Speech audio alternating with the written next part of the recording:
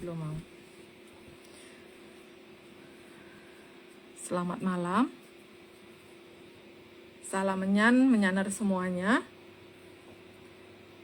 Jumpa kembali dengan saya Oming di Kisah Luar Biasa Nusantara melalui Dongeng ARC, seri Kayangan Ngejowantah, episode 263 dengan judul Gunawan Wibisono.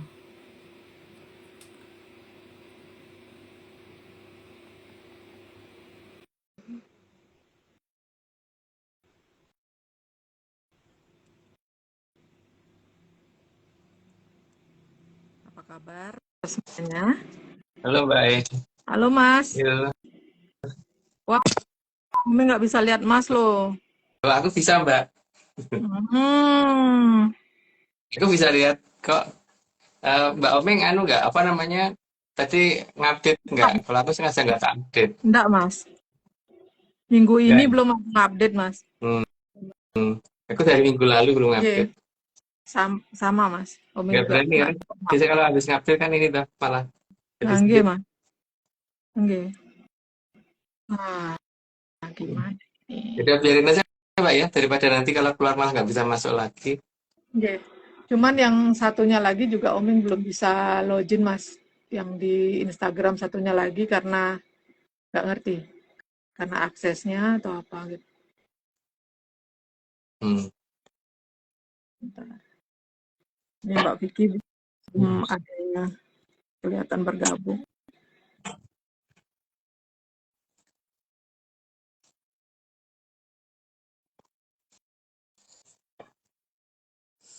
Ini panas banget udaranya hari ini ya.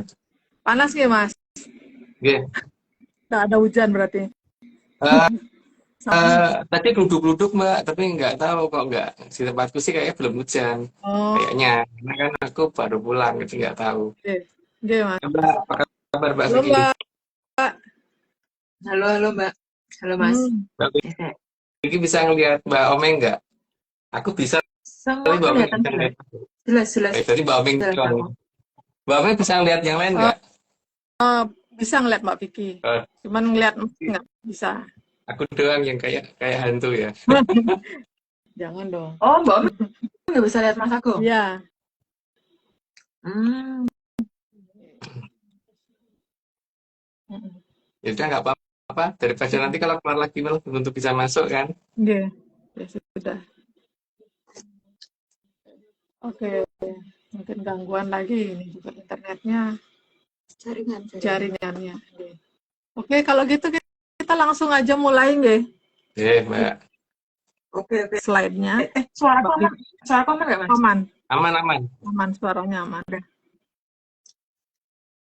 Oke.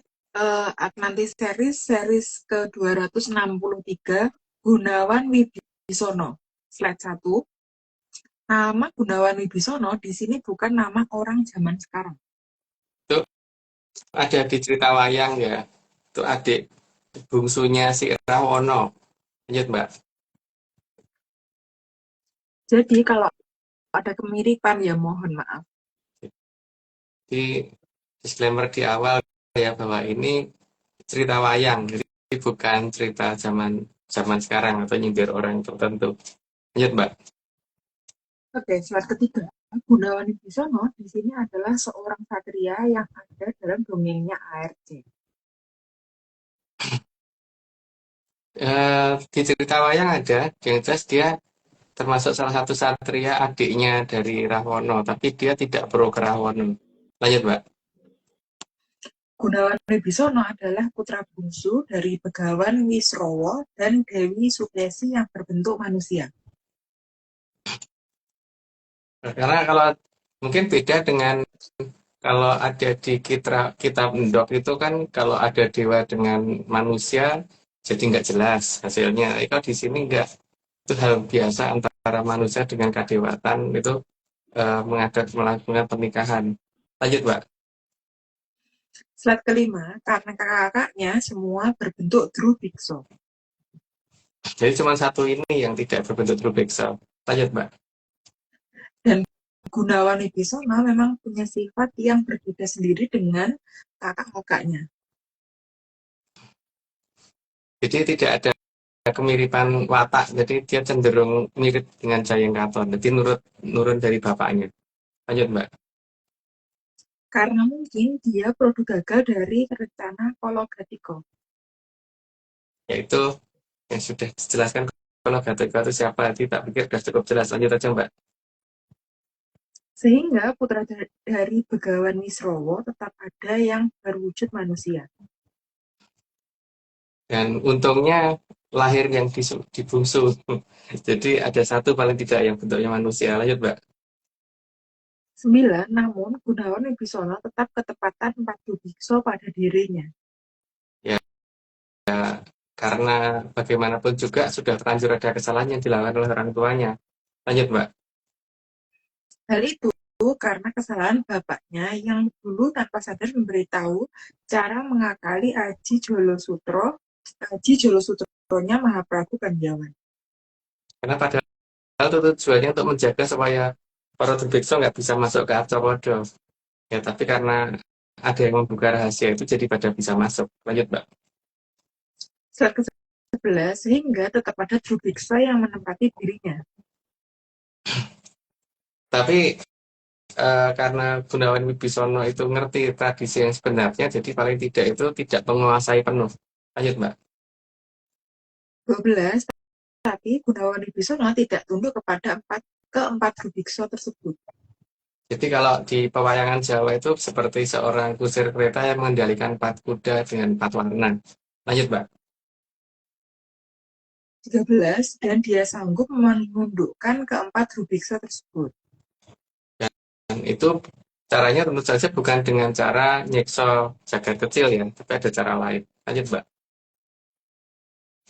Sehingga dia satu-satunya anak dari Begawan Wisrowo yang masih terhubung dengan jagat langgeng. Karena dia bisa mengalahkan keempat Drubeksa tadi, dan dia juga tidak pernah nyiksa jagat kecilnya. Lanjut Mbak. 15. Dan tidak terhubung dengan Pasetran Gondolayu. Karena Pak Setran Gondolayu kan tempatnya Sang Hyang Betari Bibik dan Bathara Jelek, jadi dia tidak ada hubungannya ke sana sama sekali. Lanjut Mbak.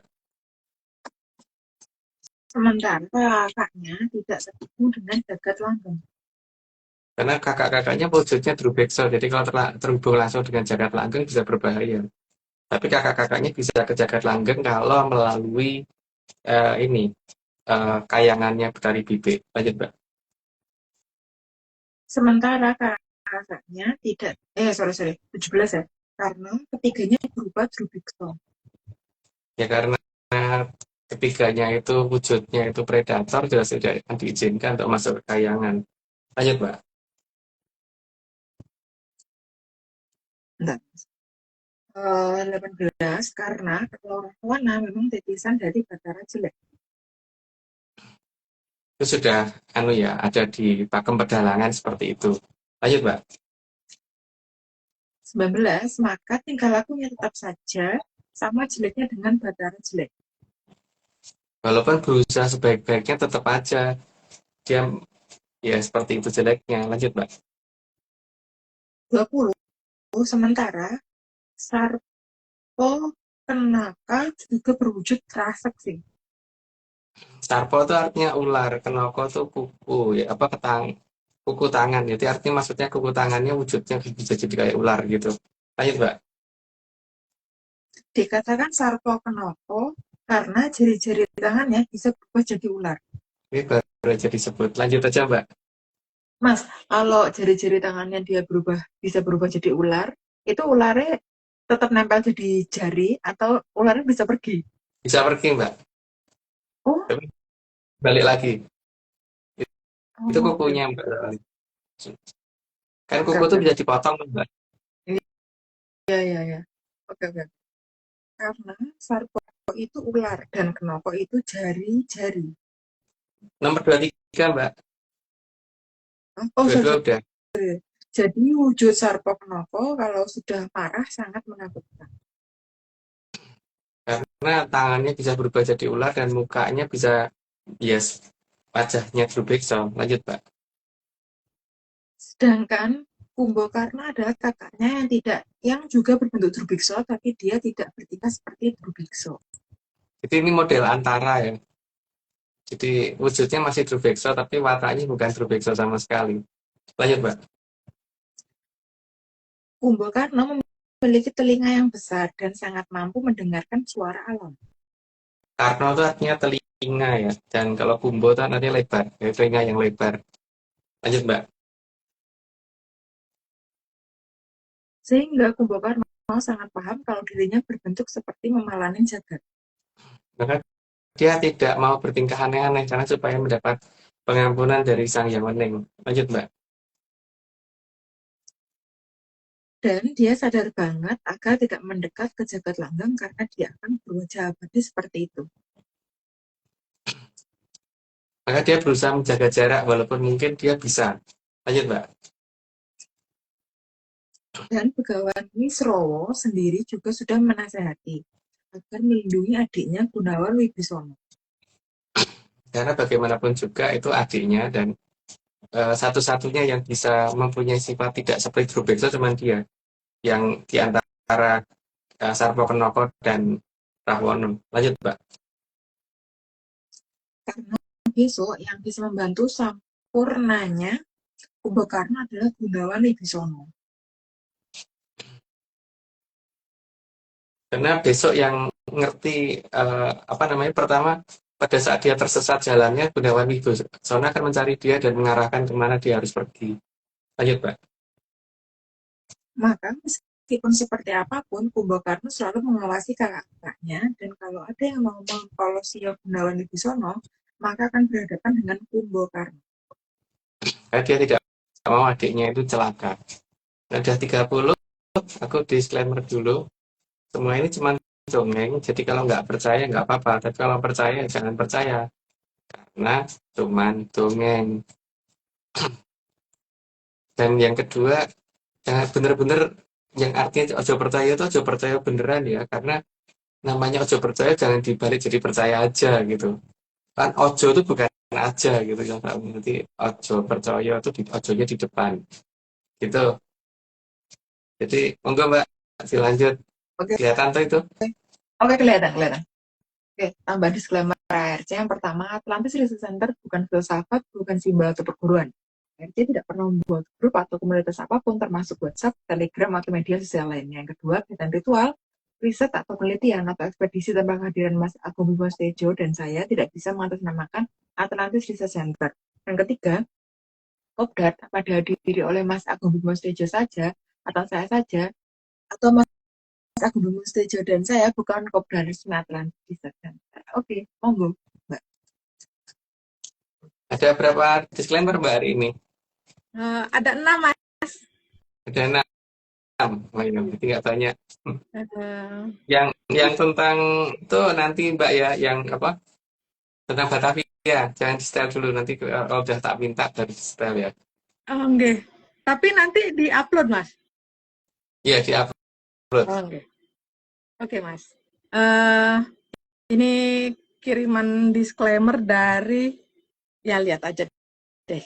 Mbak, yang itu nanti di-uploadnya dimasukkan ke dalam yang peta ya, yang sama-sama peta ya Mbak. Siap, Mas. Ya. Oke. Monggo.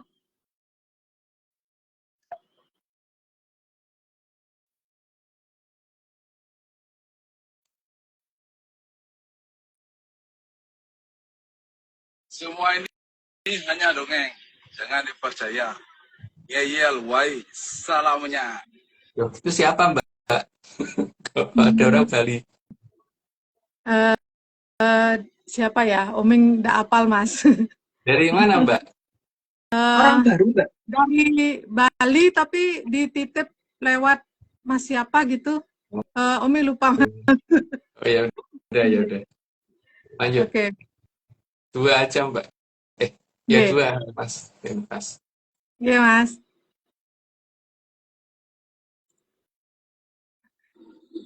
Semua ini cuman dongeng. Jadi kalau nggak percaya, ya nggak apa-apa. Tapi kalau mau percaya, ya mau dadak dipercaya. Ngeyelo wae. salamnya. Kayak kenal suaranya aku, Mbak. Oh, bisa tahu, Mas. Kalau ini Oming kenal. Oh, itu namanya Beli Agung Eka tadi, Mbak. Itu ada yang nulis Bri Wibowo, nulis Beli Agung Eka. Oh, nggih. Nggih, terima kasih yang pun diingatkan. Mas, untuk yang 30 niki Mas mau dongeng apa, Mas? Nggak banyak sih, Mbak. Tapi yang apa, karena kalau kebanyakan udah bosen. Gitu. Nggih, monggo, Yang Mas. pertama ini, Mbak, aku mau benarkan dulu tentang Raftawu. Karena itu bukan, kalau kalau kita tidak mengenal ya namanya Gunung Raftawu. Nah, Rah itu daerah, Mbak. Yang kita kenal tuh Gunung Retawu, Reto ya, Mbak. Karena Reto itu artinya Tirto Perwitasari, jadi Retawu, Gunung Retawu. Itu jadi bukan Gunung Raftawu. Gitu. Itu yang anu ya. Karena ada yang aku diberitahu ada yang ngomong tentang Gunung Raftawu ya. Jadi mungkin yang dimaksud beda dengan kita gitu. Gunungnya gitu ya, Mbak. Dan terima kasih, aku udah dikirimi beberapa gambar tentang Retawu dari teman-teman di Pati atau mana ya itu kemarin. Cuman mau menjelaskan lebih detail itu kalau ini belum bisa ya, karena masalahnya kan belum melihat langsung ke sana. Jadi untuk berkomentar lebih banyak belum bisa gitu.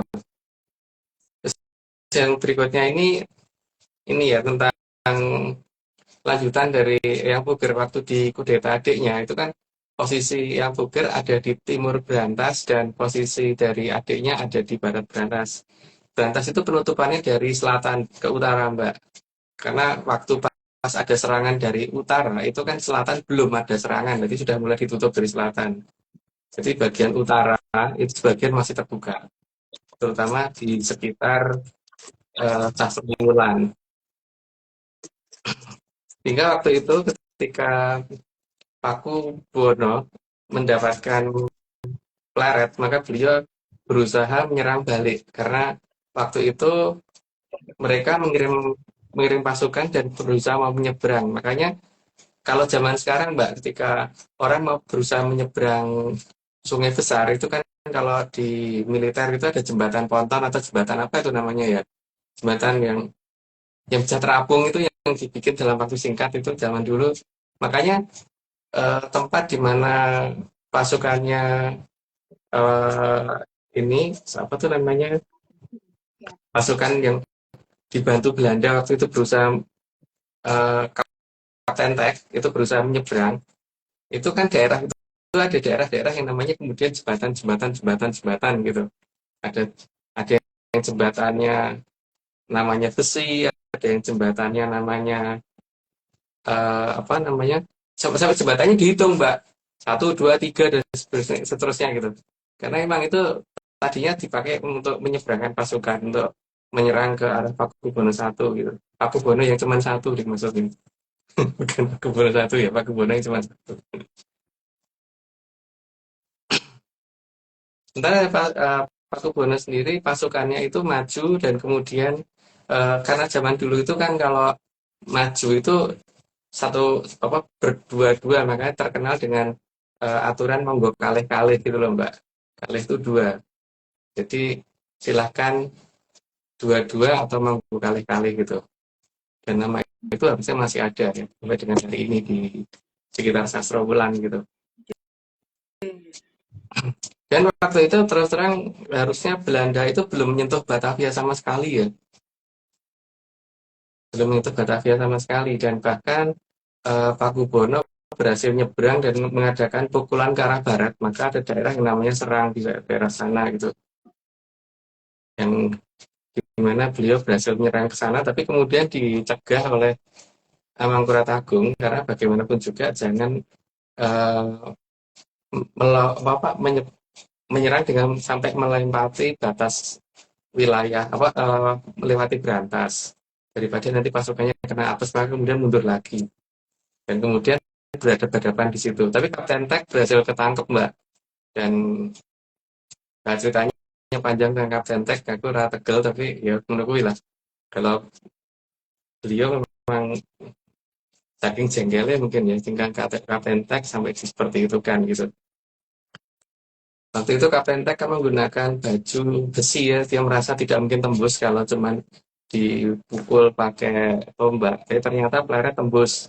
Tapi ujungnya peleret agak rompal dan agak gosong gitu ujungnya. Mungkin oleh empu di zaman itu dilurusin lagi gitu. Jadi ditajemin lagi, bukan diasah ya, pakai tangan. Hingga peleret menjadi lebih pendek dan ada bentuk agak gitu ya.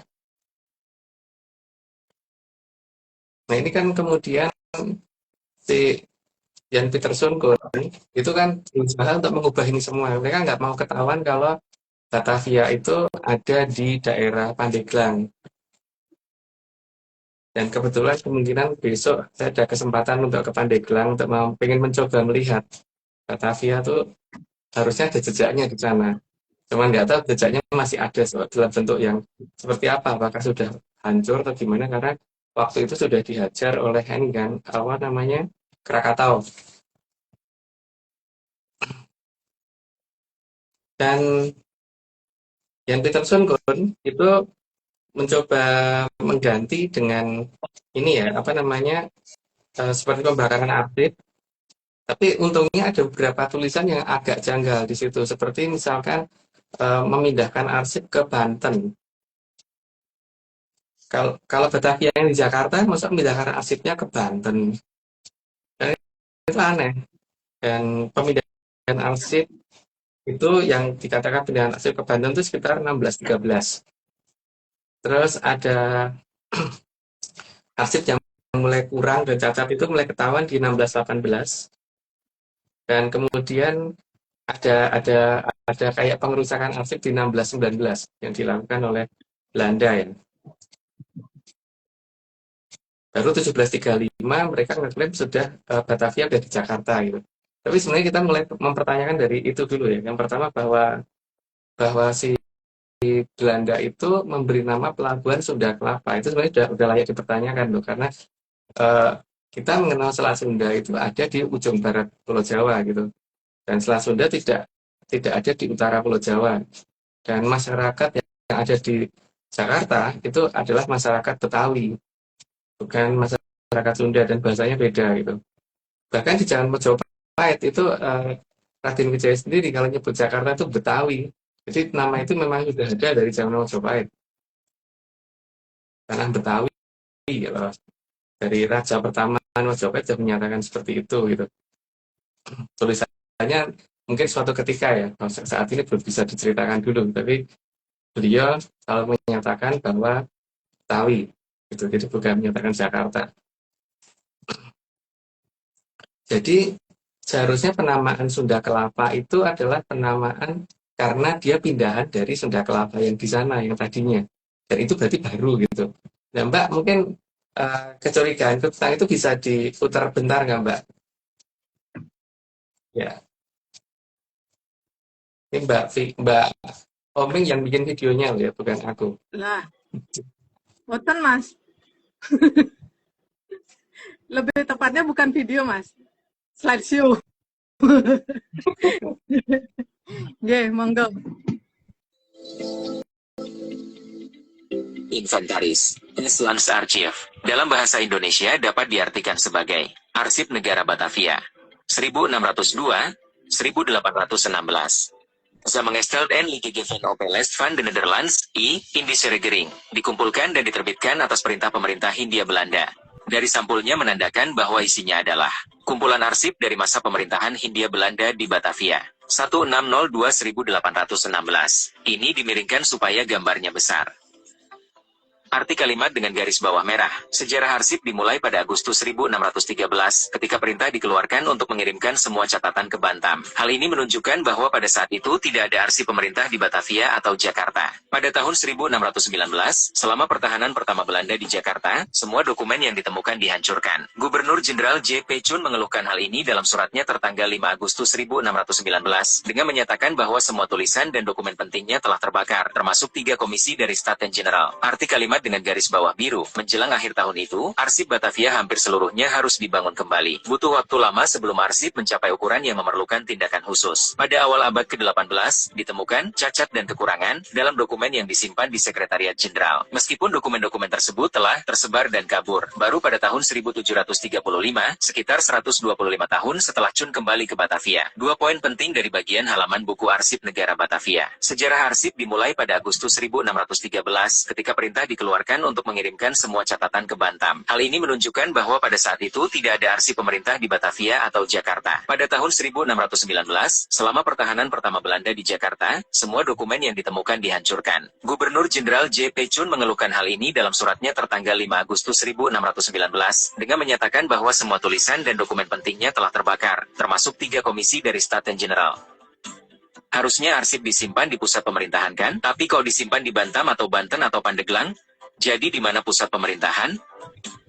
Arsip dihancurkan ke dibakar, untuk apa? Perusakan bukti, penghilangan jejak, mengganti sejarah, sumber data. Inventaris Vanes Lands Archive T Batavia, 1602-1816, diterjemahkan dengan AI. Jadi mungkin bagi kita yang susah tidak mengerti bahasa Belanda, zaman sekarang ini kita diuntungkan ada AI dan ada Google Translate dan sebagainya ya. Dan itu arsip itu ada dan bisa diakses di internet. Untuk linknya mungkin hubungi Pak Arso itu karena yang nemu Pak Arso linknya itu. Jadi penyebutan Batavia itu pasti bukan Jakarta itu kalau seperti itu, karena arsipnya disimpannya di Banten. Kan aneh banget kalau mereka nyebutnya Batavia ada di Jakarta, tapi pengiriman arsipnya justru ke Banten gitu. Itu kan benar-benar tidak rasional ya kalau untuk aku loh. Tapi nggak tahu kalau untuk banyak orang rasional ya monggo. Tapi untuk saya sih nggak logis banget itu. Artinya kita harusnya sudah mulai curiga sekarang bahwa bangunan yang ada di Kota Tua itu kemungkinan besar adalah Majapahit. Tapi memang bukan keseluruhan dari Majapahit, itu hanya bangunan pelabuhan dari Majapahit. Dan Majapahit seperti itu bangunannya, jadi bukan seperti yang ada di Jawa Timur. Gitu. Mungkin gitu dulu Mbak, dan itu bisa diupload, dan teman-teman mungkin yang bisa mencari arsip tersebut tolong dipelajari dengan cermat, nanti akan ketahuan bahwa Batavia itu tidak di Jakarta. Gitu. Linknya juga ada, Mas. Bisa dicari. Linknya juga di ini. Kalau bisa ditaruh linknya, ditaruh sekalian aja Mbak. Oming sekarang nggak bisa Mas, karena handphonenya beda. Ya. Oh iya. Oke. Nanti aja. Mungkin silakan Yaner hubungi Pak Arso aja. Pak Arso bisa ngasih link mungkin Pak Arso kalau lihat hari ini. Mas, tadi ini kan Mas ngendiko kenten Mas, yang tentang Kapten Tek itu bikin jembatan untuk nyeberangi Brantas niku. Tapi kan kalau dari yang sebelumnya, kalau ada yang mau menyeberang ke Brantas, ini Omi kan masih kurang paham Mas. Ada yang menyeberangi Brantas, kalau untuk tujuan berperang kan langsung gagal harusnya Mas. Makanya kalah Mbak pasukannya Kapten Tek waktu itu. Oh, Dan satu hal lagi yang dikatakan dulu tuh orang Belanda dan orang Portugis itu kan selalu menyebut bahwa di Jawa itu ada pelabuhan yang sangat besar dan mungkin itu terbesar di dunia ya. Karena itu mulai dari pelabuhan yang dari utara Sastrawulan atau dari utara Mojopahit yang ada di Jakarta sampai ke Pandeglang sana Mbak pelabuhannya. Dan yang bangsa luar yang diizinkan ada di sebelah barat, yaitu di daerah Pandeglang. Makanya mengapa waktu pas Gunung Krakatau meletus ada 3 kapal, yang 2 dari Belanda dan 1 dari Inggris, itu menjadi saksi meletusnya Krakatau gitu.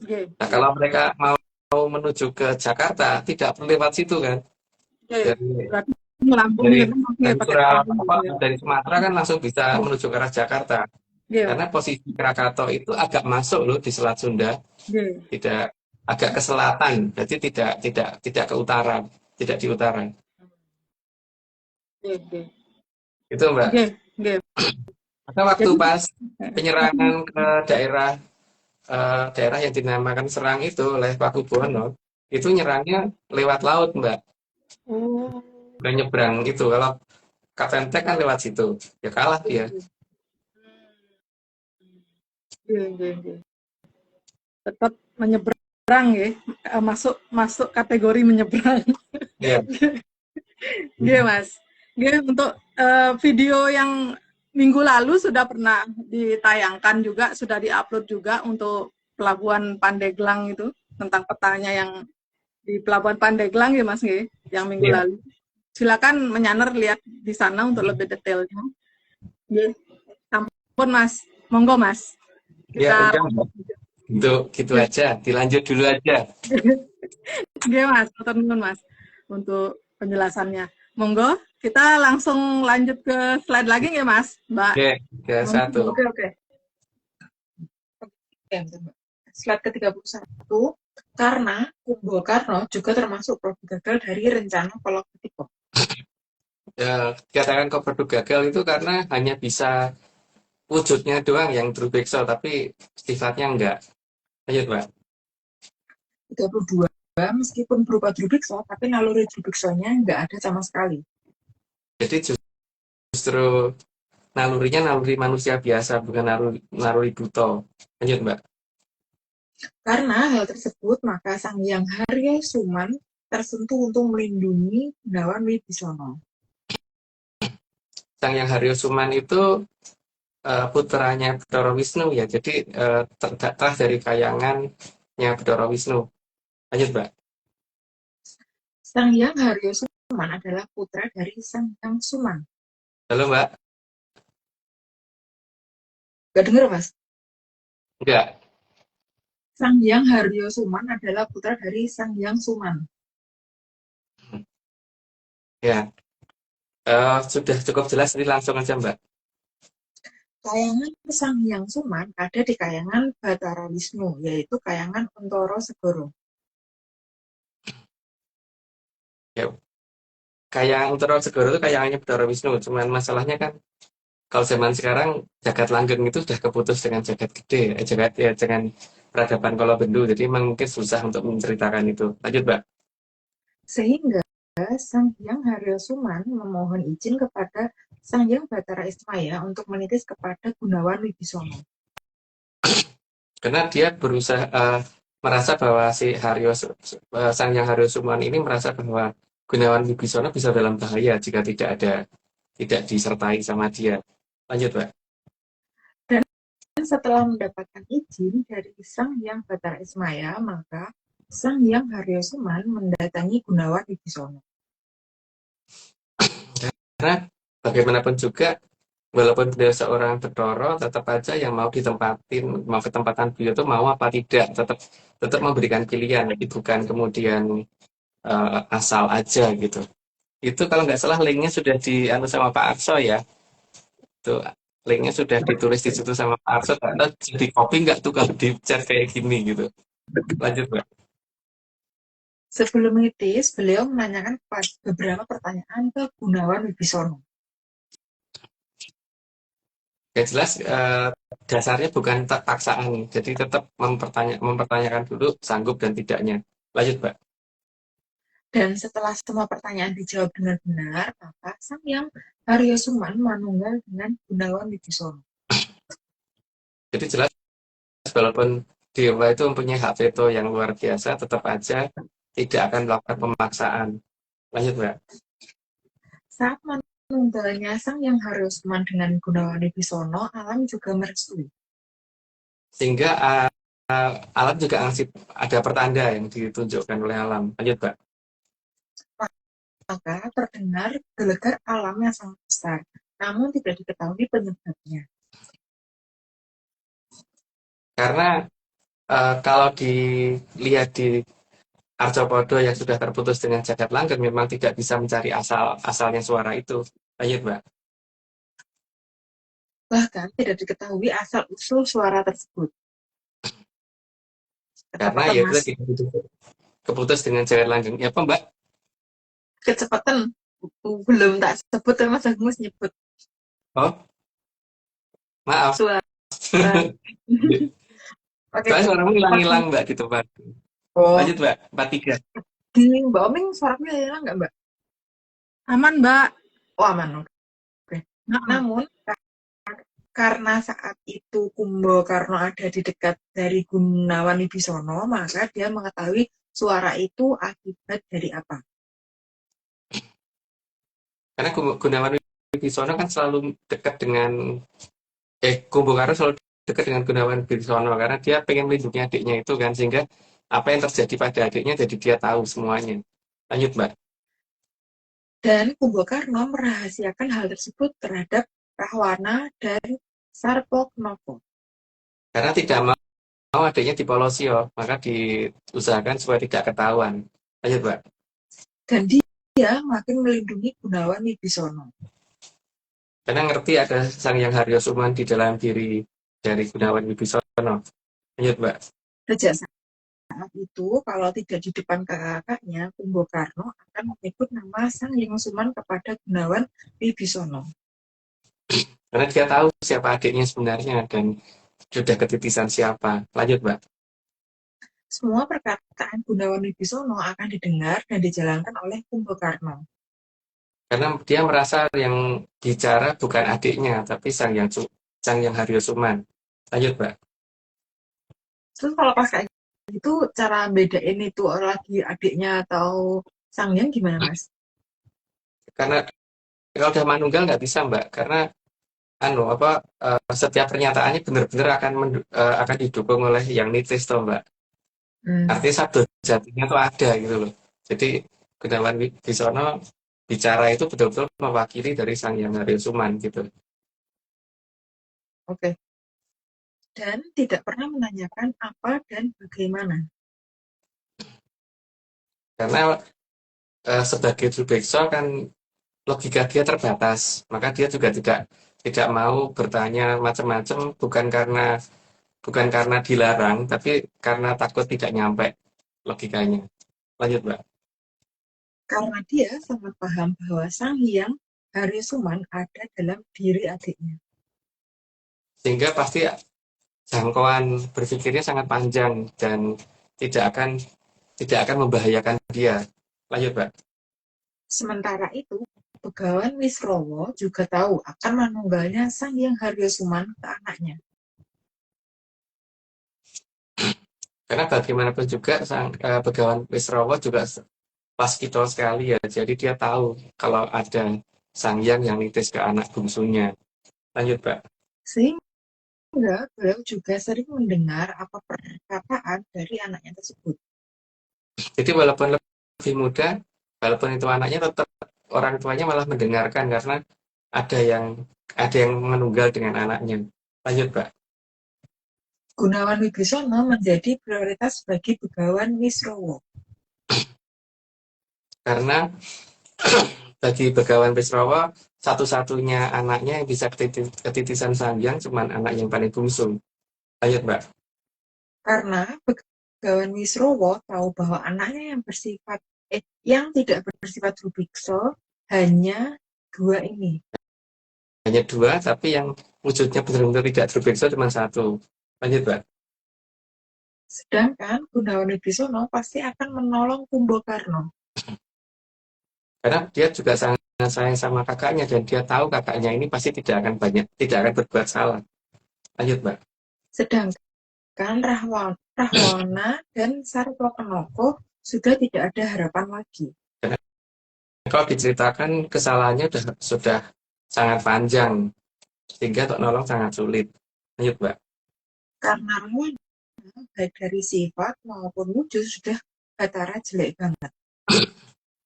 Ya karena memang seperti itu ya, jadi mau di-upgrade sudah nggak bisa. Lanjut, Mbak. Sedangkan Sarwokenoko dari sifat dan wujud sudah Batari bibik banget. Yang jelas hobi polosio banget lah. Lanjut, Mbak. Mas, berarti Rahwana itu cowok, Sarwokenoko itu cewek? Cewek, iya. Oh, maka sangat diharapkan agar Gunawan Wibisono nantinya akan menjadi penyelamat Ngalengka Dirojo. Karena bagi para Sang Hyang, daerah itu nantinya kan akan dijadikan tempat menyembunyikan batu loh bener. Lanjut, Mbak. Dan karena keberadaan Sang Hyang Suman, maka akan membantu Gunawan Wibisono untuk dekat dengan Kayangan Untoro Segoro. Dan kedekatan dengan Kayangan Untoro Segoro itu akan membuat wilayah Ngalengkodirojo jadi tertolong. Walaupun pernah ada Rahwana di situ. Lanjut, Pak. Maka para Hapsara Sari dan Dewa-Dewi akan senang membantu Gunawan Wibisono. Karena dia tahu persis siapa Gunawan Wibisono itu gitu. Dan karena udah 60, aku disclaimer dulu. Semua ini cuma dongeng. Jadi kalau nggak percaya nggak apa-apa. Tapi kalau mau percaya jangan percaya karena namanya dongeng memang bukan untuk dipercaya. Dan ojo percaya itu bukan dibalik. Kalau dibalik percaya ojo itu masih mending, tapi ojonya jangan diganti aja. Jadi ojo percaya itu yang paling bener. Ya Mbak Vicky ya. Yes, benar. Ini kayaknya menyanyi itu kurang bisa memahami dan menghayati hakikat ojo percaya itu loh. Jadi aneh. So ini salah arah, Mas. Oke, Mbak Oming. Tambah disclaimer Mbak Oming. Contekan. Oke, tambahan disclaimer ARC. Yang pertama, Atlantis Research Center bukan filsafat, bukan simbol atau perguruan. ARC tidak pernah membuat grup atau komunitas apapun termasuk WhatsApp, Telegram, atau media sosial lainnya. Yang kedua, kegiatan ritual, riset atau penelitian atau ekspedisi tanpa kehadiran Mas Agung Bimo Tejo dan saya tidak bisa mengatasnamakan Atlantis Research Center. Yang ketiga, Kopdar tanpa dihadiri oleh Mas Agung Bimo Tejo saja atau saya saja atau Mas Agung Bimo Tejo dan saya bukan Kopdar resmi Atlantis Research Center. Monggo, Mbak. Oke, Mbak. Thank you. Kita lihat 2 video disclaimer. Sebentar.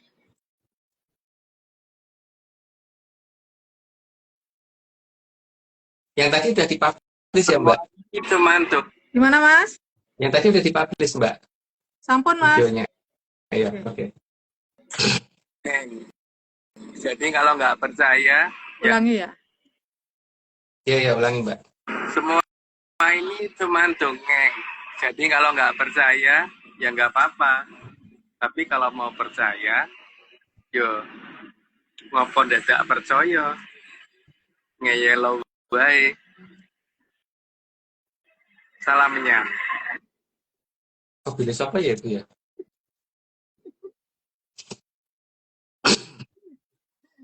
Kalau Omeng tahu ini, Mas.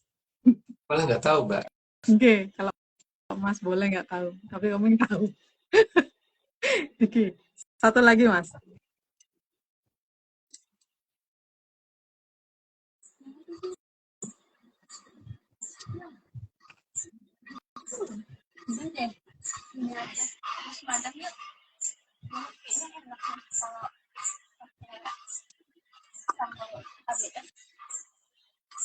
Tapi bukan buat mama itu buat udah.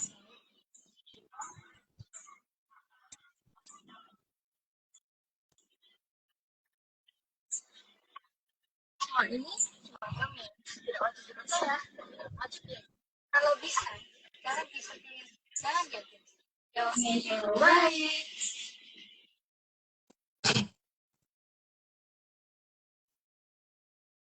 Oke. Sampun, Mas. Di 60 ini, Mas mau lanjutin cerita yang tadi atau ada dongeng yang lain, Mas? Nggak tahu nyambung apa enggak dengan yang tadi ya. Tapi ini nanti ada hubungannya dengan nama Admiral ya Mbak. Gimana? Jadi ini kan kasus dimulai dari ketika sebelum perang Bratayuda zaman dulu, di zaman masih Kalabhrata. Kalapurwa mungkin masih di Kalapurwa deh, karena waktu itu ada Sang Hyang Wening kan ngutus ke Bathara Narada untuk membawa turun pusaka Kunto Wijayandanu. Dan waktu itu diperintahkan agar diserahkan ke Arjuna, gitu kan, Raden Arjuna. Nah, pada saat mungkin Sang Hyang Bathara Narada di sini agak trigger ya Mbak, karena waktu pas beliau turun yang dihadapi adalah Dipati Karna, tapi karena di dibikin silo situasinya oleh Bathara Surya sehingga akhirnya salah. Pusaka itu jatuh ke tangannya Adipati Karna. Ya sehingga waktu itu Sang Hyang Wani cukup marah, tapi akhirnya diputuskan bahwa Karna hanya bisa menggunakan itu satu kali. Jadi setelah digunakan satu kali harus dikembalikan ke Kayangan. Dan nantinya akan diberikan ke anak turunnya si Raden Arjuna gitu Mbak ya. Sehingga sejak zaman itu ada aturan bahwa seperti tidak boleh ada matahari kembar. Jadi kan kita sering ya mendengar istilah itu ya, tidak boleh ada matahari kembar, terus tidak boleh ada keraton kembar. Jadi maksud keraton kembar itu berarti bukan berarti negara itu melarang rakyatnya untuk menjadi lebih baik daripada keraton pusat, enggak Mbak. Jadi yang penting itu tidak boleh kembar. Lebih bagus boleh, tapi kembar nggak boleh gitu. Kalau tidak lebih jelek nggak apa-apa, tapi lebih bagus juga nggak apa-apa. Tapi kembar nggak boleh. Artinya tidak boleh ada sesuatu yang kembar gitu. Bahkan para yang aja menurunkan manusia kalau kembar identik aja itu masih ada bedanya gitu. Tidak mungkin 100% persis plek ketipek itu nggak mungkin. Mesti ada titik perbedaannya, akan selalu ada gitu. Dan sejak zaman itu juga, maka ada aturan supaya tradisi juga tidak boleh persis. Maka pakaian adat, tarian, dan sebagainya, daerah per daerah itu pasti beda gitu. Kalau ada kemiripan itu tidak akan 100% plek gitu. Misalkan seperti Bali dengan Jawa itu beda banget kan, dari mulai pakaian dan ininya, dan pola gamelannya gitu. Seperti di Jawa dan Sumatera dan sebagainya gitu itu. Tujuannya itu karena memang Cokro Manggilangan itu hanya bisa berjalan kalau ada keberagaman gitu loh. Sehingga waktu itu keberagaman dihormati sekali Mbak. Sehingga sampai ada istilah yang namanya Bhinneka Tunggal Ika gitu. Semua pasti sudah tahu artinya itu apa ya. Bhinneka Tunggal Ika. Jadi kesimpulan dari ini semua bahwa tidak boleh ada sesuatu yang kembar, atau tidak boleh ada sesuatu yang sejajar, atau tidak boleh ada sesuatu yang jajari gitu. Maka dengan alasan itu, maka tidak mungkin ada tempat yang menjadi pajajaran. Nah, kenapa saya ngomong ini ada hubungannya dengan Amangkurat-Admiral? Karena Amangkurat-Admiral waktu itu kan satu-satunya raja yang pengen ngembari Mataram. Dan dia berusaha mengubah bahasa dan sebagainya supaya di sebelah barat akhirnya tidak bisa berbicara dengan orang sebelah timur. Atau kalau ketemu, kalau bicara mungkin bisa berantem karena ada beberapa perbedaan bahasa yang cukup signifikan. Yang dianggap sopan di barat menjadi kasar di timur, dan yang kasar di timur menjadi sopan di barat gitu kan. Atau yang menjadi sopan di barat kasar di timur menjadi sopan di timur, kasar di barat, tadi yang seperti itu. Jadi dari dasar cerita yang diceritakan Mbah Tunggul ke saya itu, yang menceritakan urutan dari Kuntawujo dan tadi, sangat jelas bahwa yang dimaksud dengan Mbah Tunggul itu adalah Pajajaran tidak ada, Mbak.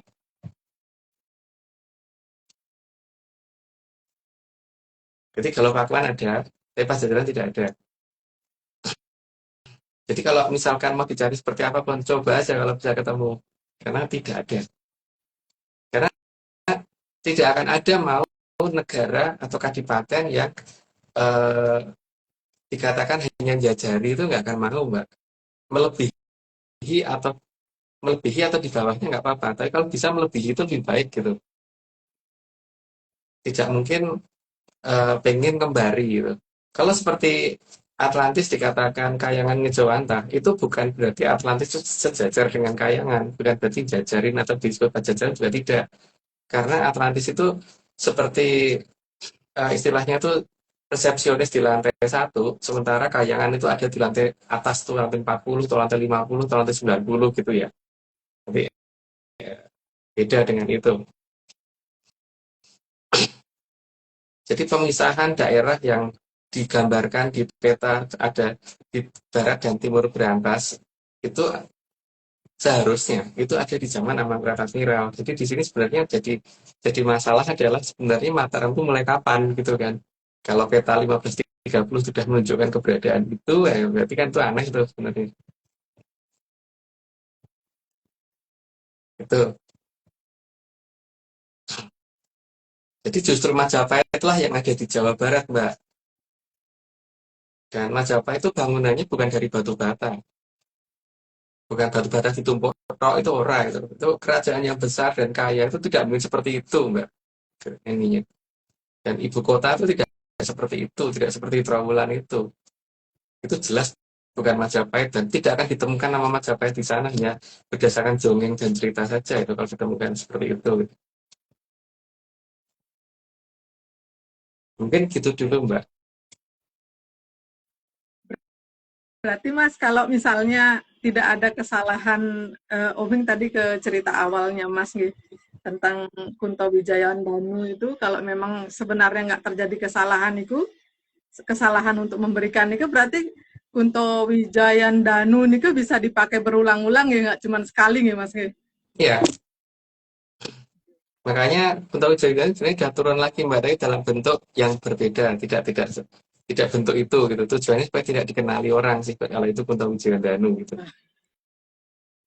Iya Mas. Iya. Oke. Iya Mas. Mungkin gitu dulu. Mbak Vicky ada yang mau tanyain nggak, Mbak? Monggo Mbak, Ada. kalau ada pertanyaan untuk Mas, monggo.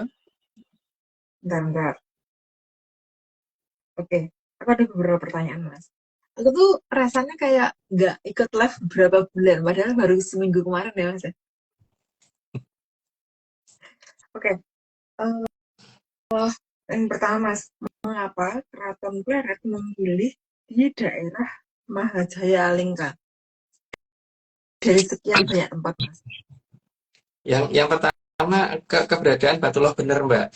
Makanya yang Mangkunat selalu memakai namanya Puger karena ada Paugeran Jagat yang disembunyikan di sana, Mbak. Tepatnya di daerah Gunung Mbak. Itu alasan yang paling kuatnya itu, Mbak. Karena di tempat lain kan nggak ada, ditimbali di situ. Maka urutan dari utara kan ada nama Loh bener, kan ada nama Loh Sarang. Karena tempat material ditimbun sebelum ditumpuk sebelum dibikin bangunan itu kan ditumpuknya di Loh Sarang dulu, baru setelah itu ditaruh di daerah yang sekarang jadi Gunung Mbak itu ketika sudah dibangun. Terus di zaman Amangkurat Agung, daripada tempat ini nanti ketahuan Amangkurat Admiral, maka kemudian ditimbun jadi kayak gunung gitu. Tapi timbunnya harus segede itu ya, Mas? Ya bangunan juga gede, Mbak. Oke. Bangunannya juga gede soalnya. Terus mengapa nama keratonnya Pleret, padahal pusaka utamanya yang Amangkurat itu Kiai Carubo atau yang disebut Kiai Puger, dan tombak Kiai Mojo dan Kiai Pleret sendiri kan dibawa oleh Pakubuwono. Karena tempat itu tempat penyerahan Pleret ke Pakubuwono, Mbak. Kan dikatakan Paku kan karena emang ini ya, memang beliau yang menerima Pleret itu gitu. Bentuknya kan kayak paku. Yang pertama itu tempat penyerahan, dan ketika Pakubuwono mundur juga Pleret disembunyikan di situ kan, Mbak, tadinya. Tapi kan kemudian dibawa perang oleh Amangkurat Mas ke timur. Dengan siapanya nggak perlu diceritain, udah rame. Yang penting dibawa ke timur dan kemudian nanti hilangnya di daerah Kediri, tepatnya di Desa Semen. Munculnya di situ nantinya. Sebelum akhirnya balik lagi ke keraton utama. Itu nama daerahnya beneran apa kode-kode ini, Mas? Semen beneran atau semen gimana nih? Ya tanya ke teman-teman menyatu saya di Kediri ada desa namanya Desa Semen apa enggak gitu. Itu yang di Kediri. Silahkan Kalau terus nggak ada di ya kolom berarti komentar ya Minyana. kalau Soalnya aku dengar nggak Mas, ada berarti soalnya yang di pegel. daerahku aja ada daerah namanya Semen. Hmm.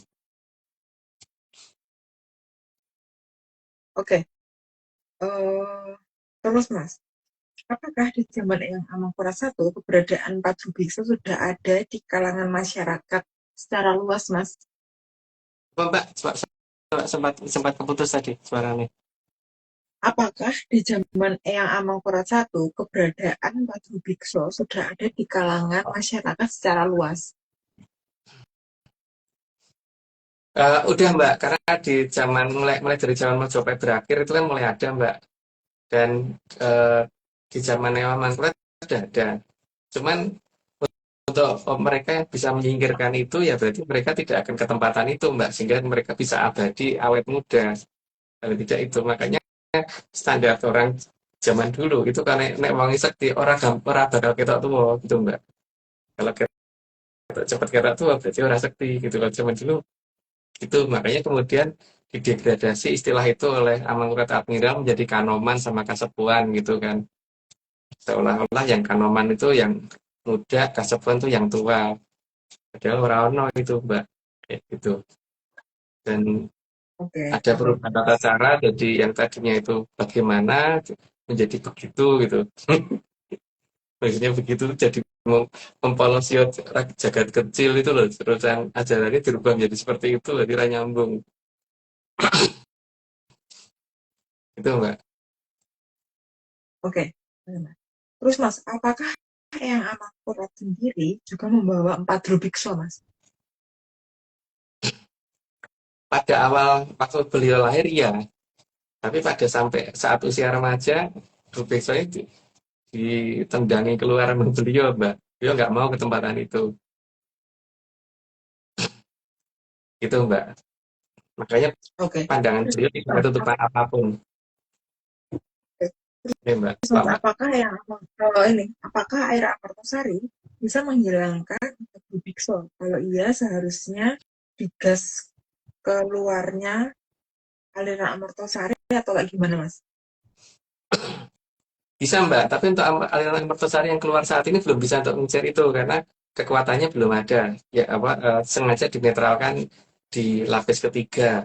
Karena itu kan eh, bendung untuk Amertosari itu 3 lapis, yang sementara ini jebol kan yang lapisan paling atas, sehingga itu yang mungkin nanti akan membuat bangunan yang bentuknya seperti ini tuh Mbak akan umbul-umbul gini sebelum tidur gitu loh Mbak.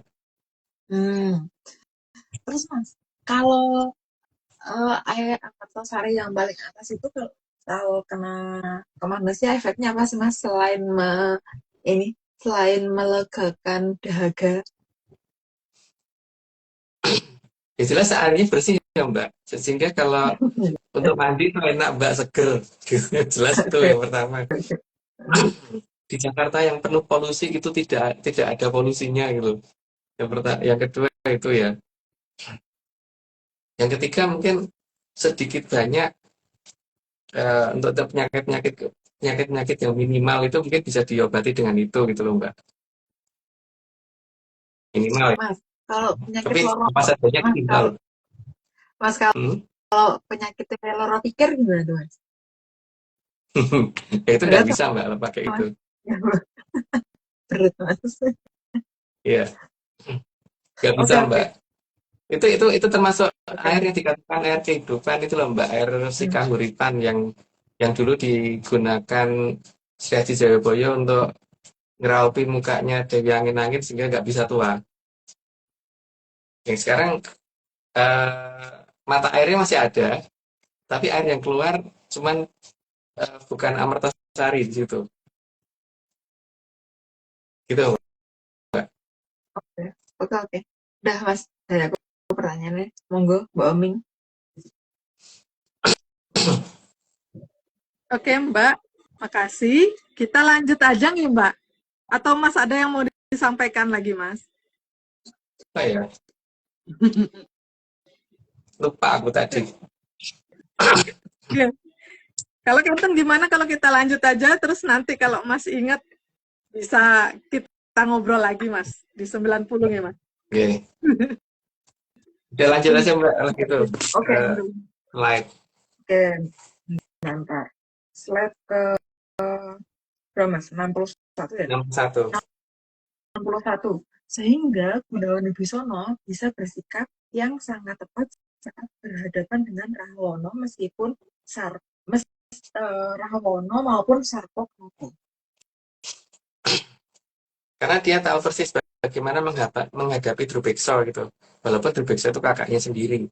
Tapi karena keberadaan Sang Hyang Haryo Suman membuat pikirannya jadi panjang. Lanjut Mbak. Sehingga posisinya selalu aman namun bisa menyelamatkan banyak orang. Jadi tidak asal gudak-guduk gitu, tidak asal gebuk dan sebagainya. Tapi menggunakan bahasa yang pas dan tindakan yang tepat sehingga Angkara Murka yang dimiliki oleh Rahwana dan Sarpakenaka itu tidak bisa untuk mengpolosio banyak rakyatnya. Lanjut, Mbak. Dan saat terjadi perang dengan Kadipaten Poncowati, maka Gunawan Wibisono sangat membantu keraton Poncowati. Jadi bukan Ayodhya ya, tapi Poncowati. Sekali lagi ya, bukan keraton Ayodhya, tapi keraton Poncowati. Itu tempatnya Prabu Romo. Lanjut, Mbak. Keraton Poncowati adalah keratonnya Prabu Batara Rama. Jadi jangan disebut Ayodhya ya, karena itu namanya Poncowati. Lanjut, Mbak. Nama kadipatennya adalah Kadipaten Ayodhya. Nah, itu kadipatennya, kalau keratonnya namanya Poncowati. Gitu. Lanjut, Mbak. 66. Dari saat Sang Prabu Batara Rama adalah seorang adipati, jadi bukan Mahaprabu. Jadi Pak Sang Prabu Bathara Rama itu walaupun dia titisannya Bathara Wisnu, tapi dia cuma seorang adipati ya, bukan seorang Mahaprabu. Lanjut, Mbak. Karena Kadipaten Poncowati bukan ibu kota dan bukan pusat kerajaan. Putus-putus, Mbak. Kurang dekat mic deh kayaknya. Karena Kadipaten Poncowati bukan ibu kota dan bukan pusat kerajaan. Udah dijelasin tadi, dilanjut aja, Mbak.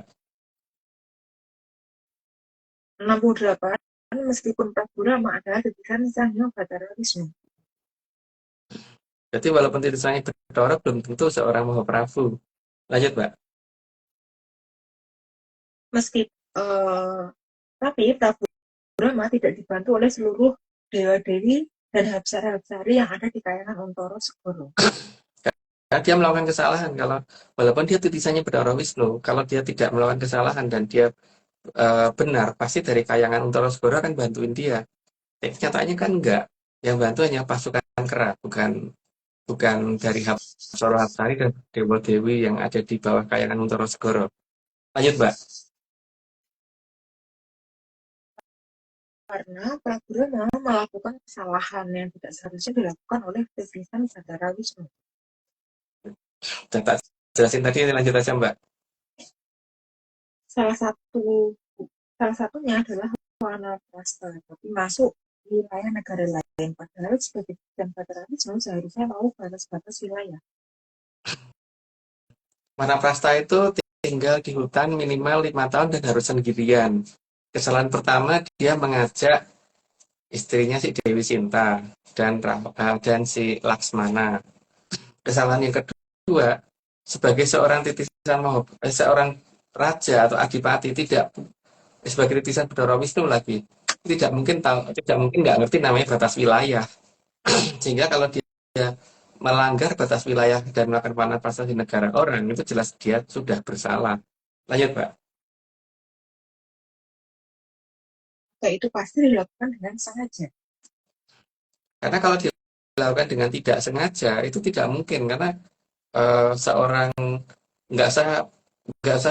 seorang prabu ya, seorang adipati, rakyat biasa saja itu nyebrang perbatasan pasti tahu kok kalau itu bukan wilayah negaranya, itu pasti ngerti. Apalagi seorang adipati nggak mungkin banget kalau nggak tahu. Ayo, Mbak. 73, selain itu, saat Wanaprastha ngajak adik dan istrinya. Itu kan seharusnya tidak boleh karena tujuan Manaprastha kan bagaimana mendengar bahasa suara alam dan bahasa alam gitu. Kalau ada orang lain kan justru akan mengganggu. Itu ya, artinya dia memang tidak mau melakukan Wanaprastha. Lanjut, Mbak. Padahal Wanaprastha seharusnya dilakukan sendirian. Sendirian tuh betul-betul sendiri ya, tidak ada yang menemani sama sekali. Lanjut, Mbak. Karena hal itulah maka para dewa-dewi dan para apsara tidak ada yang mau ikut terlibat dalam perang dengan Ngalengkodbala. Karena para Hapsara Hapsari ke atas itu tahu persis siapa yang salah gitu. Jadi bagaimanapun juga dia tidak akan mau membantu karena mereka ngerti yang salah siapa. Lanjut, Mbak. Maka jangan heran kalau hanya pasukan kera yang membantu, padahal titisan Batara Wisnu. Sebagai titisan Batara Wisnu kan harusnya membantu Hapsara Hapsari ke atas, tapi kenapa yang bantu pasukan kera? Berarti kan memang dia salah. Lanjut, Mbak. Gunawan Wibisono tapi membantu dengan cara memberi informasi kelemahan kakaknya si Rahwana. Karena paling tidak sama-sama titisan dari kayangan Untara-Segara gitu, walaupun Gunawan Wibisono ada pada posisi yang lebih muda. Lanjut, Mbak. Setelah perang selesai dan kakaknya habis dalam perang, maka Gunawan Wibisono memilih untuk moksa. Jadi beliau tahu kapan harusnya waktunya pulang ya, dan ketika ngerti waktunya pulang, maka beliau kemudian mengembalikan raga-raganya kecuali yang 4 Drubeksa tadi. Lanjut, Mbak. Madru Biksu nggak dikembalikan ke Betara jelek, Mas? Enggak Nggak ditinggal ber dikembalikan. gitu aja kan. Kalau yang putih nggak begitu, tapi yang ini tinggal ber gitu aja ya. Oke. 79, tapi karena keberadaan keempat biksu itu ada dalam dirinya, maka keempat biksu itu dia keluarkan dulu. Dikeluarkan dulu terus baru raganya dikembalikan, tapi yang 4 enggak. Lanjut, Mbak. Lalu baru dia moksa dengan meninggalkan keempat biksu tersebut. Nah, kalau katanya Mbah Tunggul kayak gini nih berarti eh, tidak bertanggung jawab. Gitu. Harusnya kan ya kudu dimusnahkan juga. Lanjut, Mbak. 81, jadi Gunawan Wibisono sangat tahu bahwa biksu 4 itu bukan bagian dari dirinya. Jadi cerita itu sudah ada dari zaman dulu ya, bahwa keberadaan Patru Bekso itu memang bukan saudara. Lanjut, Mbak. Selain itu, juga Drubiksa 4 akan menutupi jalannya menuju Kayangan.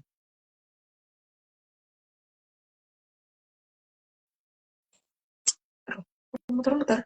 Muter-muter, Mas. Ya tadi muter-muter. Saya ini masih, Mbak. Oh, masih. Muter-muter parah, Mbak Oming. Tes, Mbak Oming. Mbak Omin sih nggak muter-muter di tempatku. Aman, Di Mbak. tempatku nggak Di tempatku, muter-muter. di tempatku Mas Agung muter-muter. Ya, Di Mbak Oming yang Tapi dengar sekarang suara aku. ngeblur. Ngeblur, ya, Jadi dengar suara lihat Mbak aku Oming nggak? ngeblur. Dengar? sekarang Dengar sekarang, dengar. Tadi sempat ini. Tadi sempat freeze. Iya, iya. berisik. Oke. 82. Tak ulangi, Mas. Selain itu juga, Drubiksa 4 akan menutupi jalannya menuju Kayangan. Artinya itu bukan saudara ya, jadi jangan dianggap saudara. Dan itu bukan sesuatu yang bisa dimintain tolong. Karena kalau yang namanya Drubeksa dimintain tolong pasti akan minta jatah. Setelah itu, kamu sudah tak tolong ya aku gantian minta. Gitu kalau Drubeksa. Lanjut. Karena keempat Drubiksa itu diperintah oleh Kologatiko. Dan kalau Gatiko selalu begitu, merusak itu dari dalam diri. Maka itu ciri-cirinya begitu. Dan Drubeksa 4 ada dalam diri. Jadi itu bukan saudara. Jangan pernah dianggap jadi saudara. Lanjut, Pak. Maka dengan Aji Kumbolo Geni, keempat Drubiksa terlepas karena tidak tahan dengan Aji Kumbolo Geni. Karena bahkan Bathara Jelek subjeknya aja itu ada loh trauma dengan asikumbologeni dan yang sifatnya api gitu, maka dia sampai dengan hari ini kalau nakut-nakutin orang salah satunya dengan itu, dengan api. Lanjut, Mbak. Dan saat moksa, mereka tidak bisa mendekat karena Gunawan Wibisono terlindungi oleh Aji Kumbologeni. Sehingga akhirnya mereka kabur, tapi harusnya Gunawan Wibisono nggak seperti itu dibiarkan lepas begitu aja, karena itu bisa mengganggu. Sehingga harusnya itu disampurnakan, tapi beliau milih pergi. Lanjut, Mbak. Maka dari cerita ini jelas ada yang hilang dalam tradisi kawitan. Jadi empat ini dudu sedulur ya, jadi jangan dianggap sedulur gitu ya. Paling penting itu. Lanjut, Mbak. Aduh, apa ya? 87. 84. 87, 87 salah aku. Yang hilang adalah bagaimana menyingkirkan Drubiksa 4 ini. Itu salah satu yang hilang ya di ajaran tradisi kawitan. Kawitan itu dongeng maksudnya, bukan kawitan yang sebenarnya. Lanjut, Mbak. Jadi Drubiksa 4 ini bukan untuk dimintain tolong. Bukan untuk diminta tolong dan juga bukan untuk untuk menjaga diri. Lanjut, Mbak. Dan juga bukan untuk dijadikan bahan perlindungan. Baru aja, lanjut, Mbak. Juga bukan bagian dari diri yang menjaga diri. Itu asing ya, Mas, berarti, Mas? Benar-benar asing, Mbak. Makanya jangan pernah itu dianggap sebagai saudara gitu. Tapi kalau ada yang anggap itu saudara ya karepmu, yang penting aku enggak, gitu aja kan. Mas, Karena ini sorry, Mas, sebelum disclaimer. Sebelum disclaimer. Nah, Mas, ini tadi kan 4 Drubiksa. Nah, kan ada juga statement-statement yang beredar di masyarakat secara luas itu kalau orang itu kadang-kadang itu punya kemiripan sama orang lain yang kalau misalnya di jumlah itu miripnya itu kira-kira 7 orang lah. Nah, itu tuh termasuk di grup-grup ini atau gimana, Mas? Statement itu atau itu cuma ngarang menurut Mas Agung? kalau menurut aku sih enggak sih, Mbak. Kalau ada kemiripan tiap orang, tapi kalau yang Drubiksa 4 ini memang membawa sifat juga. Jadi itu yang membuat orang jadi bisa licik, jadi bisa curang, jadi bisa jahat dan sebagainya kan itu, Mbak. Berarti Cuman statement yang orang itu punya saudara kembar kira-kiranya 7, itu misalnya kayak mirip-mirip itu 7 orang itu tuh berarti enggak ya, Mas? menurut aku itu nggak mungkin, Mbak. Udah jelas nggak mungkin, Mbak, menurut aku. Tapi kalau dia merasa seperti itu ya nggak apa-apa. Minimal dia ngomong 7, yang 4 aja udah enggak, itu bukan saudara itu paling tidak, ya kan, Mbak? Benar-benar. Iya, papa teh. Enggak. Oke. Yang Tiganya aja nggak dihitung. 4 itu masih sedikit gitu, itu bukan saudara gitu loh masalahnya. Oke. Ya karena sudah 90 aku disclaimer dulu. Tapi sebelum aku disclaimer, yang penting menyandar setelah memahami arti ojo percaya gitu. Jadi benar-benar dihayati ya. Ojo percaya itu apa gitu. Ojo percaya itu bukan percaya aja gitu. Oke. Semua ini cuma dongeng. Jadi kalau nggak percaya nggak apa-apa. Tapi kalau mau percaya jangan percaya. Karena ini cuma dongeng. Dongeng itu bukan untuk dipercaya. Ngeyelo baik itu lebih baik daripada percaya. Oke, Mbak, monggo. Tuh, kelihatan nggak tuh, Mbak? Kelihatan. Disclaimer ARC yang pertama, Atlantis Research Center bukan filsafat, bukan simbol atau perguruan. ARC tidak pernah membuat grup atau komunitas apapun termasuk WhatsApp, Telegram, atau media sosial lainnya. Kedua, kegiatan ritual, riset atau penelitian atau ekspedisi tanpa hadiran Mas Agung Bimo Stejo dan saya tidak bisa mengatasnamakan Atlantis Research Center. Yang ketiga, Kopdar tanpa dihadiri oleh Mas Agung Bimo Stejo saja atau saya saja atau Mas Agung Bimo Stejo dan saya bukan Kopdar resmi Atlantis Research Center. Oke, monggo Mbak. Oke. Baik. Untuk ini di 90 ini Mas ada yang mau disampaikan atau Omeng boleh nanya, Mas? Omeng sih nanyanya dikit aja, Mas, karena band menyanernya juga nggak bosen. Aku Aku masih lupa ya Mbak, tadi mau ngomong apa itu nggak inget deh. Ya mungkin kalau pas inget aja nanti. Nggih, Saat ini belum inget Mbak. nggih Mas. Em, tadi niku kan Mas mau ikutan join, nggak kelihatan. Ayo, nih. Karena sedikit kan jadi Ya. biar sekalian sedikit tambah sedikit nggak pernah jadi bukit. Monggo ya. Ngelihat Mas di situ Oh, iya. karena di sini nggak kelihatan Iya, iya. kan. Oke. Mas, tadi kan Mas udah cerita tentang bukan Mas cerita nggih. Artinya Mbak Vicky yang menanyakan tentang aliran Amartosari yang muncul yang akan muncul di zaman Kolo Bendu niki Mas. Itu kan bisa menghilangkan 4 Rubikso atau hanya mengurangi saja. Itu tadi kan Omeng juga kurang jelas. Tadi sempat kurang jelas Mas. Itu cuma mengurangi saja atau memang benar-benar bisa hilang Mas? Benar-benar bisa hilang Mbak. Makanya ketika zaman diserahkan kepada Traki, bahwa memang aliran Amartosari tutup dulu Mbak. Kalau itu dibuka nanti ini mereka nggak bisa berkutik. Karena walaupun itu tidak panas, tapi bagi mereka itu bikin tidak nyaman. Itu Mbak. Berarti kalau gitu waktu zaman Amartosari masih terbuka di Sasro Wulan itu, berarti saat itu kalau digunakan pun seharusnya bisa nggak Mas untuk menghilangkan Rubik Sompat nih Mas? Memang makanya zaman dulu nggak ketempatan itu Mbak. Maka rata-rata orang awet muda di zaman itu.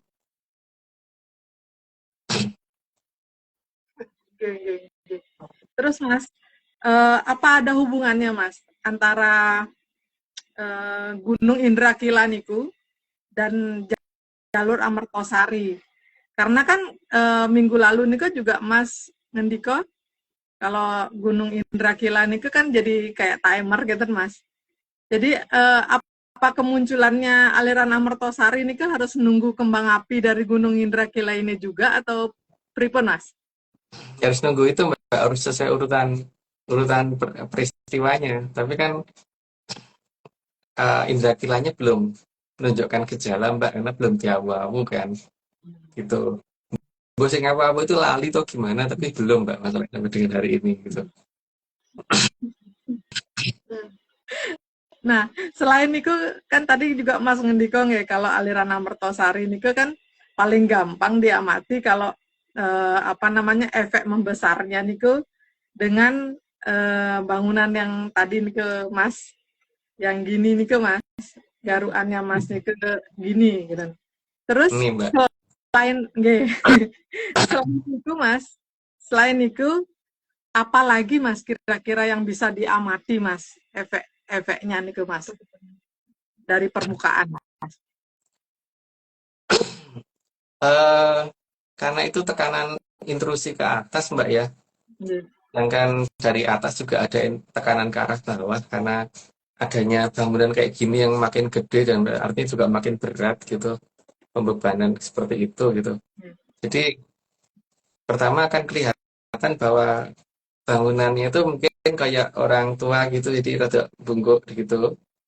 Pertama begitu. Terus yang kedua mungkin yang bisa dipakai patokan yang paling kelihatan mungkin ini ya, ada satu monumen yang tinggi banget itu, yang di atasnya ada emas itu isinya lurus apa ora gitu. Tuh, terus kemungkinan untuk terjadinya kerusakan jalan itu mungkin akan lebih cepat terjadi Mbak. Jadi misalkan tadinya mungkin kalau di aspal mungkin sekian tahun baru jalannya rusak gitu kan. Rusaknya mungkin juga bukan rusak yang patah-patah banget sih, enggak, tuh kelihatan ada retakan gitu loh Mbak, kan ada tekanan dari bawah dan jalan jadi kayak bergelombang gitu. Gelombangnya makin lama makin gede, padahal yang lewat cuma kendaraan kecil gitu. Terus efek dari itu semua kan juga bisa terlihat dari Mbak, kalau ya yang tak ceritakan waktu itu, jadi di posisi Sastrowulan yang di atasnya Amertosari itu orang lebih cepat ngantuknya daripada di luar itu gitu, lebih tinggi tingkat ngantuknya itu, sampai bangunannya juga ikut ngantuk gitu masalahnya Mbak. Dan mungkin karena ini ya apa masalahnya ada karena kemacetan lalu lintas itu mungkin bisa menolong karena kalau tidak ada kemacetan lalu lintas orang mungkin dengan kecepatan tinggi akan terlena gitu. Ngerti-ngerti gabrus gitu kan, ngerti-ngerti gitu karena kalau orang zaman sekarang ngomongnya itu apa mikro mikro ngantuk gitu apa namanya itu ya. Mikro turu mikro gitu.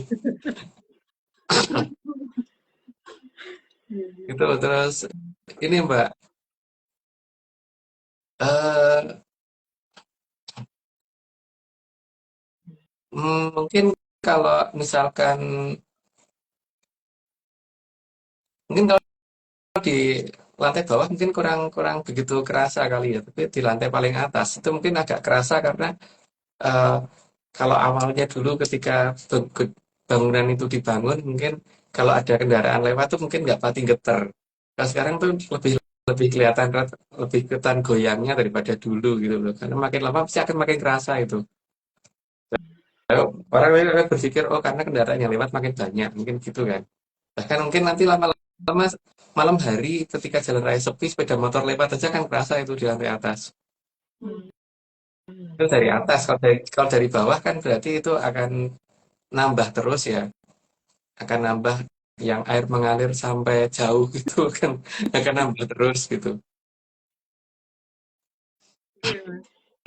Tapi untuk yang basement 6 pasti sudah mulai itu, sudah mulai makin kenceng kalau sekarang. Tinggal akan ke basement 5-nya kapan dan sebagainya itu tergantung dari kondisi indera kila ya. Tapi indera kila itu juga ada batasnya Mbak. Kalau yang ngawu-awu, pegang ngawu-awu ya tetap akan akan ngundang orang lain yang ngawu sana itu tetap ora iso dicegah juga nggak bisa karena kalau yang bertugas orang ngawu ya pasti orang lain akan ditugaskan ke sana karena itu harus berjalan dan ada batas waktunya juga itu tidak bisa di stop. Nah itu sudah suatu pernyataannya keluar Sabdo Palon bahwa Hardi Merapi jeblok Nila Hardi Indra Kila bukan Merapi di Jawa Tengah. Karena Merapi di Jawa Tengah dulu namanya bukan Merapi, Mbak. Terus Lampi namanya, Mas? Kan tahu, Mbak. Itu ada. Kalau Indra Gila kan ada daerah aja yang pakai nama Apui gitu, Api gitu.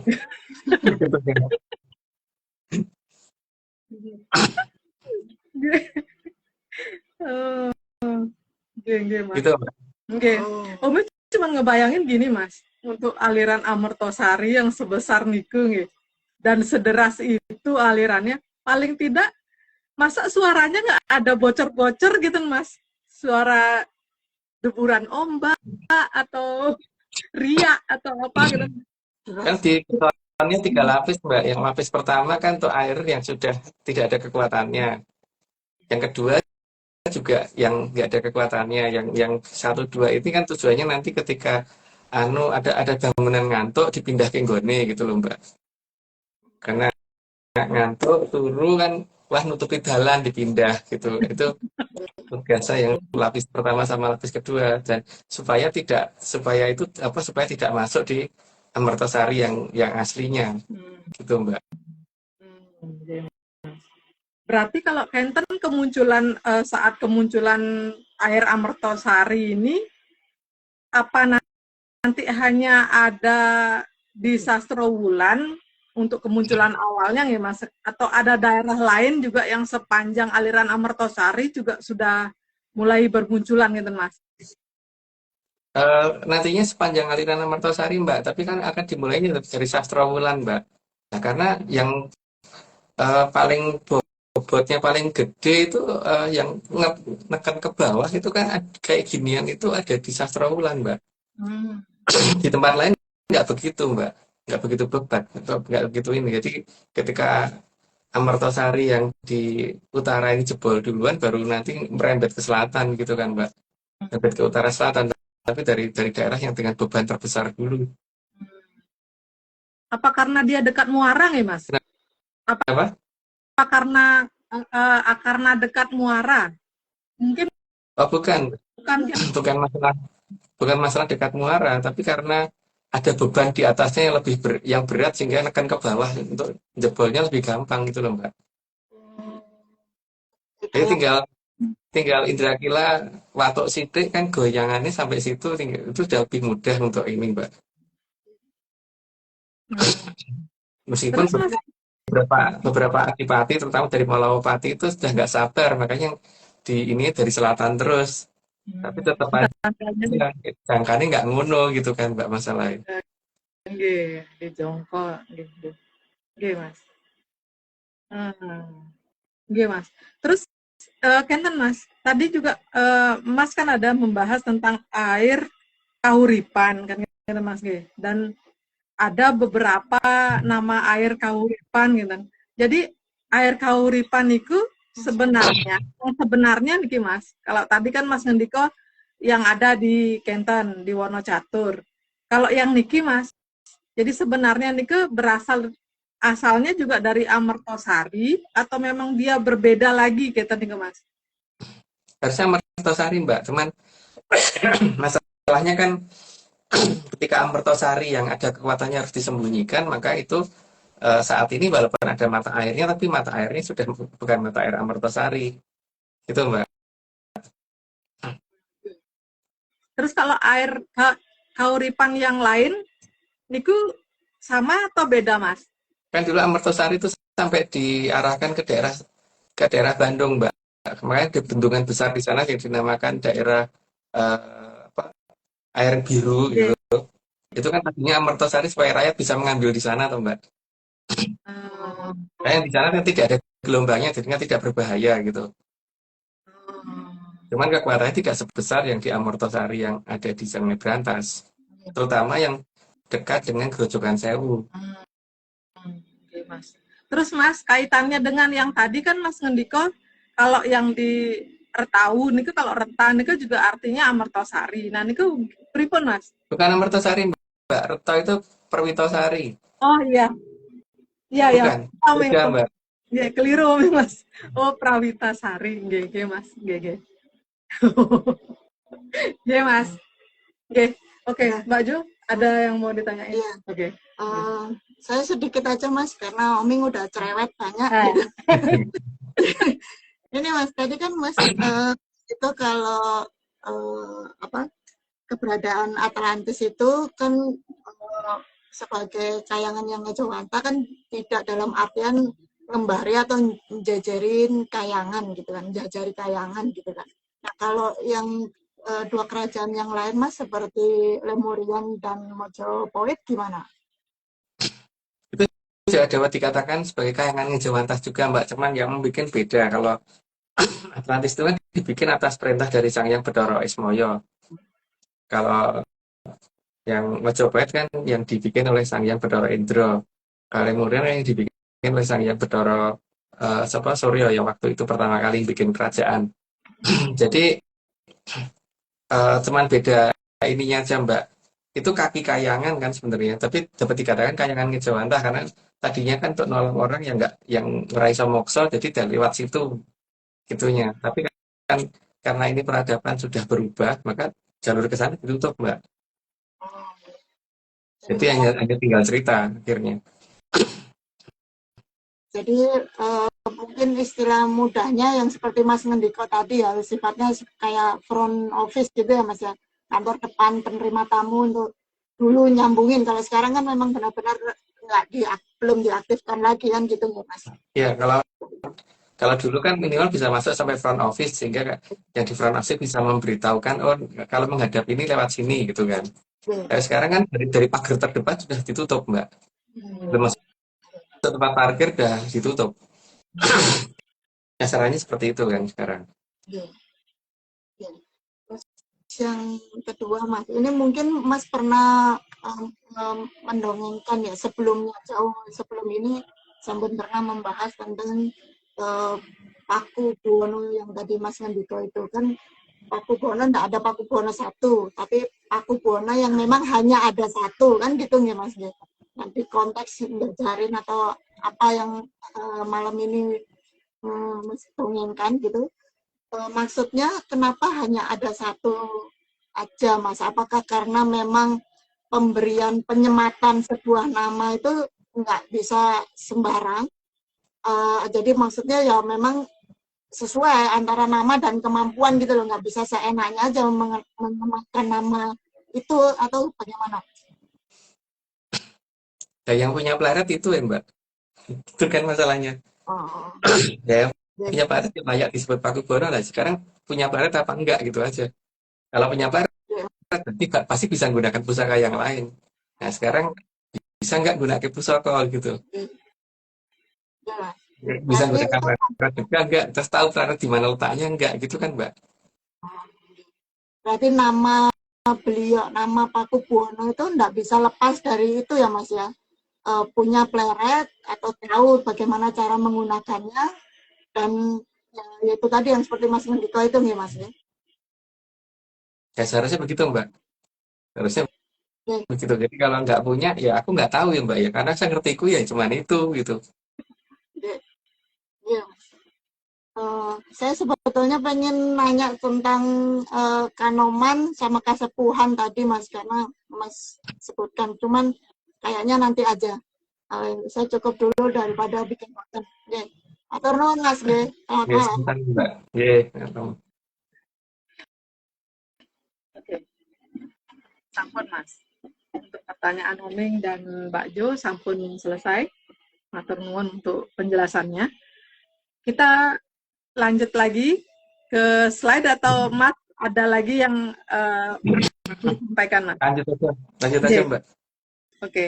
Oke Mas, monggo Mas, Mbak Vicky, Oke, kita lanjut ke oke. slide. 91, tapi justru sesuatu yang harus disingkirkan dan tidak boleh ikut ke kayangan. Jadi mereka berempat itu harus disingkirkan dan nggak boleh ikut sampai ke kayangan ya. Dan mereka juga nggak akan pernah bisa nunjukin kayangan. Lanjut Mbak. Namun, Gunawan Wibisono sebenarnya juga salah membiarkan keempat berbiksa berkeliaran begitu saja. Ya itu namanya tidak tanggung jawab ya. Dan seharusnya kan itu itu juga bisa membahayakan orang lain sih masalahnya. Lanjut Mbak. Karena seharusnya memang dijadikan dok pengamun-amun. Karena kalau dijadikan dok pengamun-amun, nah itu kalau nanti diajak pulang ke kayangan dan diserahkan ke Sang Hyang Wening, nanti dia akan bisa turun lagi menjadi wujud yang lebih baik. Seharusnya begitu Mbak. Lanjut Mbak. Karena dibiarkan berkeliaran akan membahayakan Arcapada. Ya menambah jumlah dari Drubekso yang ada. Lanjut Mbak. Dan bisa mencari mangsa ke sana kemari. Ya karena namanya Drubekso juga nggak punya, ya kayak nggak punya kenyang gitu, jadi bisa bahaya. Lanjut Mbak. Seharusnya dijadikan dok pengamun-amun dan diserahkan ke Sang Hyang Wening. Tadi udah, nanti lanjut aja Mbak. Karena Sang Hyang Wening pasti lebih tahu akan diapakan keempatnya. Dan tahu persis akan dijadikan apa atau akan diturunkan sebagai apa.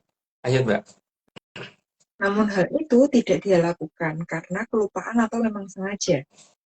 Kalau menurut aku sih sengaja, kalau lupa sih nggak mungkin kayaknya, pasti sengaja. Lanjut Mbak. Namun untungnya di zaman Kolopurwo keempat, namun untungnya di zaman Kolopurwo keempat Drubiksa itu ketemu dengan Raden Arjuna. Sehingga disampurnakan oleh Arjuna. Lanjut Mbak. Sehingga Arjuna lah yang menyempurnakan keempat Drubiksa tadi. Dikepung dulu oleh Kumbolo Geni sehingga nggak bisa kabur, baru dipukul pakai aji Kumbolo Geni. Lanjut Mbak. Dan atas tindakan Arjuna tadi, Begawan Wisrowo sangat berterima kasih. Karena akibat dari yang dilakukan oleh Gunawan Wibisono itu bisa membahayakan Gunawan Wibisono sendiri, karena Sang Hyang Wening bisa marah kalau sampai korban yang ditimbulkan terlalu banyak gara-gara 4 Drubeksa dilepas. Lanjut Mbak. Sehingga enggak, Arjunalah yang menyempurnakan keempat Bubikso tadi.